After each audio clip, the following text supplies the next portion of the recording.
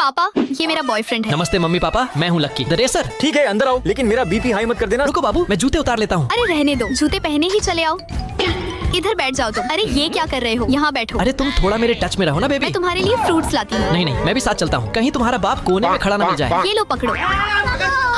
और ये है मेरा बेडरूम। सॉलिड है। चलो एक गेम खेल लेते हैं। पगला गए हो क्या? मैं तो चार्जर लेने आई थी। चलो जल्दी, मुझे बहुत तेजी से टट्टी आई है। अरे बाथरूम में तो अकेला छोड़ दो मुझे। बेबी प्लीज अंदर आने दो, बाहर का माहौल बड़ा गर्म है। हाँ बेबी, तुम्हारी टट्टी की सुगंध भी गुलाब जैसी लगती है मुझे। सब लोग खाना खा लो और लक्की तुम मेरे पास बैठो। नहीं, मैं आपके बेटी के ही पास बैठूंगा। अरे मैं तो जूस लाना भूल ही गई। नहीं बाबू, मुझे छोड़ के मत जाओ। ओए साले रुक जा। बेटी चलो, इन दोनों को अकेले बातें करने दो। बेबी मैं भी आ रहा हूँ।